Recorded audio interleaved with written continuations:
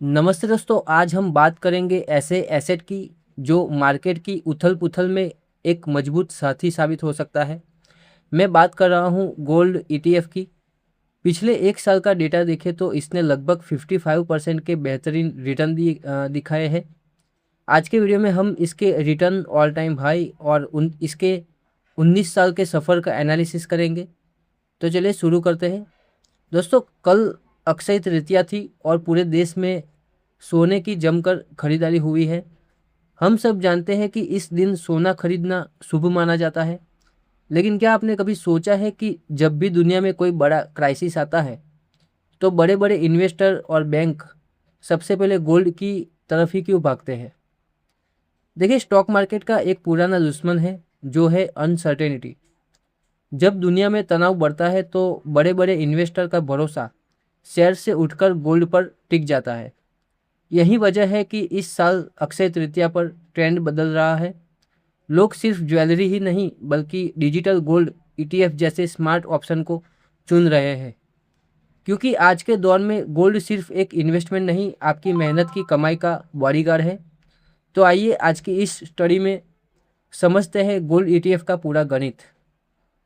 अब सवाल आता है कि ये गोल्ड ईटीएफ आखिर है क्या?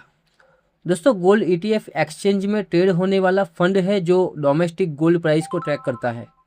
ये 99.5% प्योर फिजिकल गोल्ड के डोमेस्टिक प्राइस को फॉलो करता है।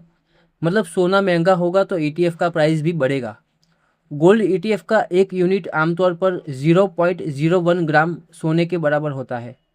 समझो, अगर सोने का भाव 10 ग्राम का 75,000 है, यानी 1 तोले का प्राइस 75,000 है, तो ईटीएफ का प्राइस 75 रुपीज़ के पास दिखेगा। दोस्तों, ये स्टॉक एक्सचेंज पर शेयर की तरह ट्रेड होता है, इसलिए आप इसका लाइव प्राइस अपने डीमेट एप्लीकेशन पर हर सेकंड ट्रैक कर सकते हैं।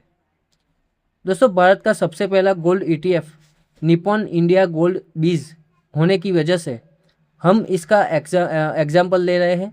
लेकिन ध्यान रहे कि आज मार्केट में कई और विश्वसनीय ऑप्शन भी अवेलेबल है, जैसे कि आप SBI gold ETF, HDFC gold ETF या आईसीआईसीआई प्रूडेंशियल गोल्ड ईटीएफ जैसे ऑप्शन को भी देख सकते हैं। इन सब का मकसद एक ही है, आपको सोने की प्योरिटी और सुरक्षा के साथ डिजिटल इन्वेस्टमेंट का मौका देना।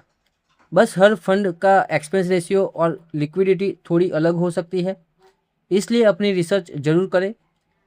लेकिन क्योंकि निप्पॉन गोल्ड बीज का 19 साल पुराना ट्रैक रिकॉर्ड हमारे पास है, तो चलिए इसके हिस्टोरिकल डेटा को थोड़ा और गहराई से समझते हैं।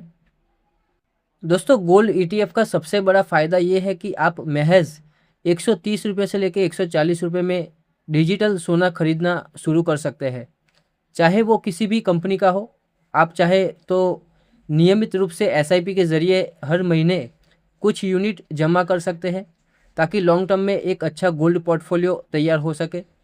अब अगर इसकी परफॉर्मेंस पर नज़र डालें तो गोल्ड बीज ने हाल ही में 148 रुपये का अपना ऑल टाइम हाई टच किया है, जबकि पिछले 1 साल में इसका निचला स्तर 76 का था। इसका मतलब है कि पिछले 1 साल में इसने लगभग 55% के कमाल के रिटर्न दिए हैं, और पिछले 3 सालों में ये रिटर्न 32 से लेके 35% के करीब रहा है। 2007 से लेकर अब तक इसने कंसिस्टेंटली लगभग 14% का एनुअल रिटर्न डिलीवर किया है। सोचिए, जब लोग कह रहे थे कि मार्केट खतरे में है, तब गोल्ड ईटीएफ, चाहे वो एसबीआई, एचडीएफसी या आईसीआईसीआई के ईटीएफ हो, सबने चुपचाप इन्वेस्टर की कैपिटल को सुरक्षित रखा है और उसे बढ़ाने में मदद की है। बस ध्यान रहे कि हर फंड का एक्सपेंस रेशियो और लिक्विडिटी अलग हो सकती है। दोस्तों, सिर्फ गोल्ड बीज ही नहीं बल्कि दूसरे बड़े गोल्ड ईटीएफ जैसे कि SBI gold ETF, HDFC gold ETF और आईसीआईसीआई प्रूडेंशियल गोल्ड ईटीएफ के रिटर्न को देखें तो इन सब ने भी पिछले 1 साल में लगभग 50 से लेके 55% के आसपास के रिटर्न डिलीवर किए हैं। इन सभी फंड का रिटर्न लगभग एक जैसा ही रहता है, क्योंकि ये सब फिजिकल गोल्ड की प्राइस को ट्रैक करते हैं। दोस्तों, हिस्ट्री उठाकर देखिए तो जब 2022 में रशिया यूक्रेन वॉर शुरू हुई, या अभी जो वेस्ट एशिया में टेंशन चल रही है, मार्केट में जब गिरावट आई तब गोल्ड ईटीएफ ने पॉजिटिव रिटर्न दिए हैं। इसे कहते हैं इन्वर्स कोरिलेशन। मतलब जब स्टॉक मार्केट में स्टॉक्स रोते हैं तब गोल्ड हंसता है। अगर आपका पोर्टफोलियो 100% स्टॉक में है तो मार्केट गिरने पर आपका नुकसान बड़ा होगा। लेकिन अगर आपने 15 से लेकर 20% पैसा गोल्ड ईटीएफ में रखा है तो वो गिरावट के असर को कम कर देगा। ये आपके पोर्टफोलियो का इंश्योरेंस है। दोस्तों, प्रोफेशनल इन्वेस्टर इसे सेक्टर रोटेशन की तरह यूज़ करते हैं। जब मार्केट पीक पर होता है तब स्टॉक में प्रॉफिट बुक करके गोल्ड ईटीएफ में इन्वेस्ट करते हैं, और जब मार्केट क्रैश होता है तब गोल्ड ईटीएफ बेचकर सस्ते दामों पर अच्छे स्टॉक उठा लेते हैं। ये स्ट्रेटेजी आपको हाई सेल और लो बाई करने की फ्लेक्सिबिलिटी देती है। अब आप सोचेंगे कि फिजिकल गोल्ड क्यों नहीं? इसके 3 बड़े कारण हैं दोस्तों। सबसे पहला है gold ETF 99.5% pure physical gold से बैक होता है। दूसरा है फिजिकल सोना खरीदने पर आपको 10 से 15% मेकिंग चार्ज लग जाता है, पर गोल्ड बीज में सिर्फ छोटा सा 0.8% का एक्सपेंस रेशियो और ब्रोकरेज लगता है। अगर मार्केट में सोने का भाव 1% बढ़ता है तो आपके गोल्ड ईटीएफ की वैल्यू भी लगभग 1% बढ़ेगी।